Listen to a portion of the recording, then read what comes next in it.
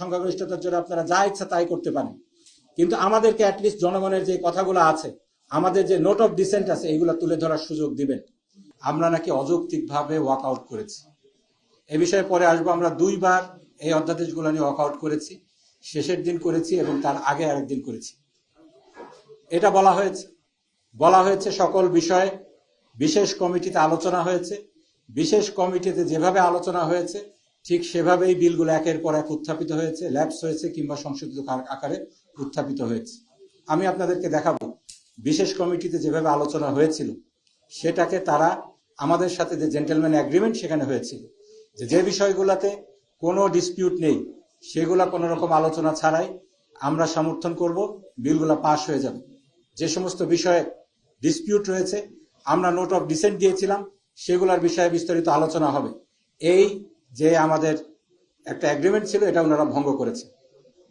এরপরে বলা হচ্ছে যে আমরা সংসদের বাইরে এসে, সংসদের ভিতরে কথা বলার সুযোগ দেওয়ার পরেও সংসদের বাইরে এসে আমরা অনেক কথা বলেছি।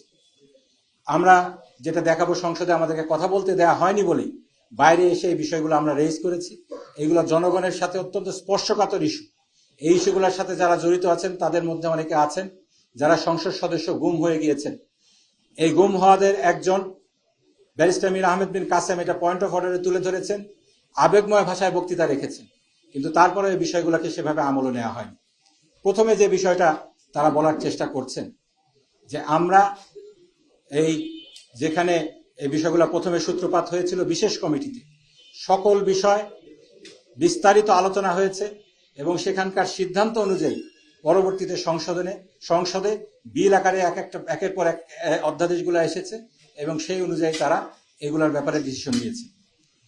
এক্ষেত্রে একটা জিনিস বলে রাখি, এই বিশেষ কমিটির একটা ওনারা রিপোর্ট বের করেছে, কিন্তু এই রিপোর্টে আমরা দেখছি না যেখানে এই বিশেষ কমিটির বৈঠকে শুধু আমরা নয়, সরকার দলীয় কিছু সংসদ সদস্য ডিসেন্ট দিয়েছিলেন, নোট অফ ডিসেন্ট দিয়েছিলেন, বিশেষ করে হিউম্যান রাইটস কমিশনের বিষয়ে এবং মানবাধিকার যে কমিশন বিষয়ে এবং এই হাইকোর্টের যে সুপ্রিম কোর্টের যে সচিবালয় আছে সেটার ব্যাপারে আমরা দেখেছিলাম কিছু কিছু সরকার দলীয় সদস্য তারা অত্যন্ত শক্তভাবে, জোরালোভাবে তাদের কথাগুলো বলেছে, কিন্তু এখানে তাদের সকল বিষয়গুলোকে এড়িয়ে যাওয়া হয়েছে। এই নোটে, এই রিপোর্টে সেগুলোকে ইনকর্পোরেট করা হয়নি। এর মাধ্যমে আমরা মনে করি সংসদ সদস্য যারা এটার বিষয়ে নোট অফ ডিসেন্ট দিয়েছিলেন তাদেরকে হয়তো জোর করে নোট অফ ডিসেন্ট করানো হয়েছে। সময়ের সাথে সাথে দেখা দেয় নিত্য নতুন প্রয়োজন, রেডি থাকতে হয় প্রতি মুহূর্ত। তাই এলো ইনোভার, যেন আপনি লাইফে থাকেন রেডি প্রতিদিন। Innova, designed for now. এটাও মানবাধিকার এবং গণতন্ত্রের যে সুস্থ চর্চা আমরা চাচ্ছি, 70 অনুচ্ছেদ তারা বলছেন কয়েকটি বিষয় ছাড়া 70 অনুচ্ছেদের অন্য বিষয়গুলোকে উঠিয়ে দিবেন, এটার খেলাফ।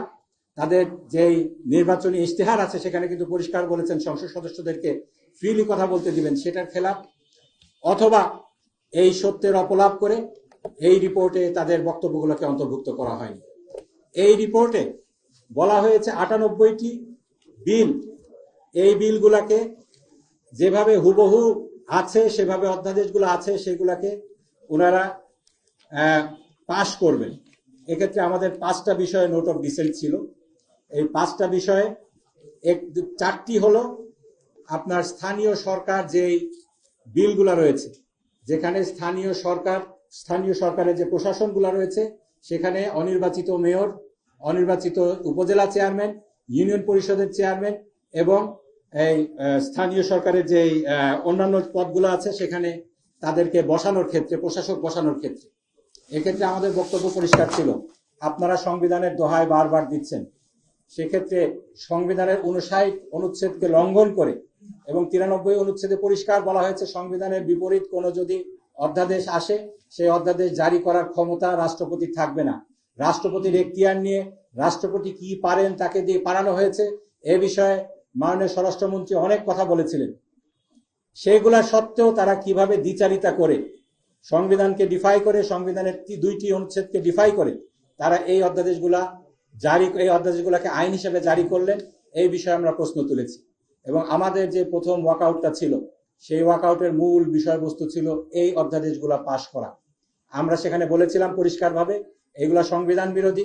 এক্ষেত্রে সংবিধানকে লঙ্ঘন করে জাতির যে আশা আকাঙ্ক্ষা যে প্রত্যেকটা স্তরে নির্বাচিত প্রতিনিধি থাকবে স্থানীয় সরকারের, সেই আশা আকাঙ্ক্ষাকে পদদলিত করে আপনারা এই অধ্যাদেশটিকে আইনে রূপান্তর করছেন। এটার আমরা অংশীদার হতে চাই না, দায় নিতে চাই না। বিরোধী দলীয় নেতা এই কথা বলে সেদিন সংসদ থেকে ওয়াকআউট করেছিলেন। সাংবাদিক বন্ধুগণ, আপনাদের মাধ্যমে জাতির কাছে প্রশ্ন, এটা কি খুব অযৌক্তিক ছিল? দ্বিতীয় যেই পর্যায়টা যেটা আলোচনা করতে চাই সেটা হলো সংসদে কিভাবে আলাপ আলোচনা হবে সে বিষয়েও একটি এগ্রিমেন্ট হয়েছিল। খাদ্য উপদেষ্টা কমিটির যে মিটিং হয়েছিল সেখানে সম্মানিত বিরোধী দলের নেতা ছিলেন, সম্মানিত সংসদীয় দলের নেতা ছিলেন, স্পিকারের নেতৃত্বে সেই বৈঠকটি হয়েছিল।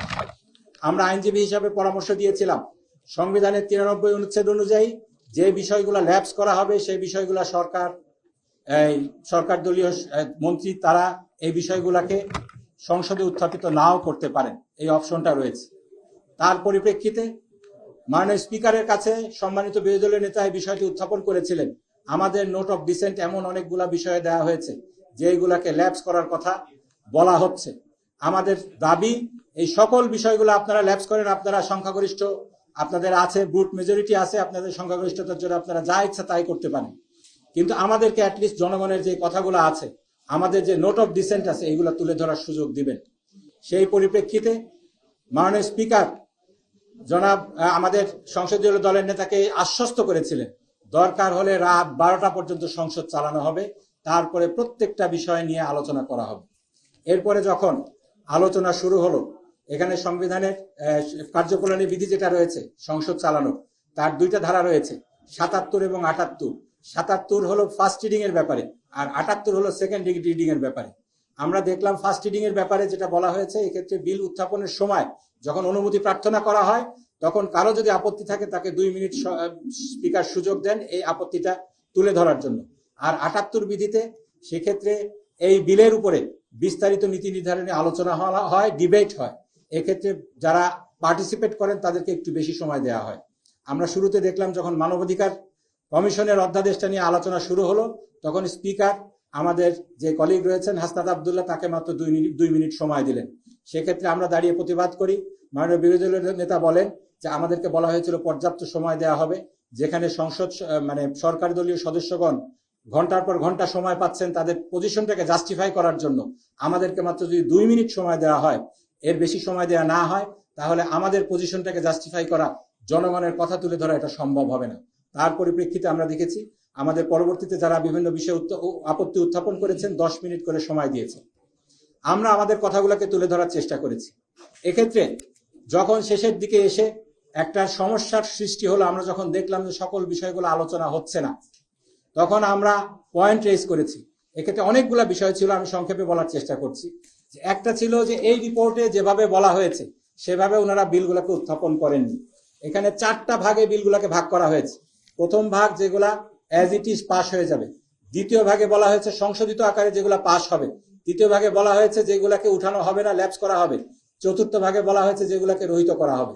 দ্বিতীয় ভাগের বিষয়গুলা সকলগুলা সংসদে উত্থাপিত হওয়ার কথা ছিল, কিন্তু পুলিশ সংস্কার যে অধ্যাদেশ,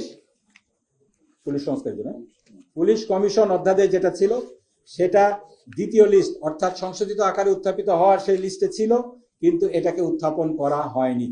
এক্ষেত্রে আরো যে অনিয়মগুলা হয়েছে, প্রথম দিন যখন এই বিলগুলা কিভাবে উত্থাপিত হবে সেটার ব্যাপারে আইনমন্ত্রী বলছিলেন এই যে ডকুমেন্টগুলো আছে এইগুলাকে যদি ছাপাইতে হয় তাহলে 12 লক্ষ টাকা খরচ হবে।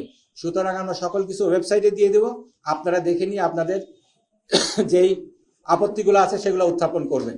তার পরিপ্রেক্ষিতে স্পিকার রুলিং দিয়েছিলেন না, এটা হবে না। আমাদের বিরোধী দলীয় নেতাও এটার ব্যাপারে প্রতিবাদ করেছিলেন যে আগের বিলে কি ছিল, অধ্যাদেশে কি ছিল, আর নতুন বিলে কি আছে তার একটা তুলনামূলক যেই টেবিল সেটা আমাদের সামনে থাকতে হবে, তা না হলে আমাদের মতামত দেওয়া খুবই দুরূহ হয়ে যাবে। এটার ব্যাপারে যে কার্যপ্রণালী বিধিতে নিয়ম উল্লেখ আছে যে 3 দিন আগে সকল কিছু দিতে হবে, কাগজপত্র দিতে হবে, কিন্তু স্পিকার চাইলে এই ডিলেটা কন্ডন করতে পারেন। স্পিকার যেহেতু আমাদের সময় কম ছিল, সময়ের ব্যাপারে একটা কথা আমি শুধু বলবো, আমাদের সংসদ নির্বাচন হয়েছে 12 ফেব্রুয়ারি, 17 তারিখে আমরা শপথ নিয়েছি। এরপরে 1 মাস ডিলে করে 12 মার্চে আমাদের সংসদ অধিবেশন আহ্বান করা হয়েছে।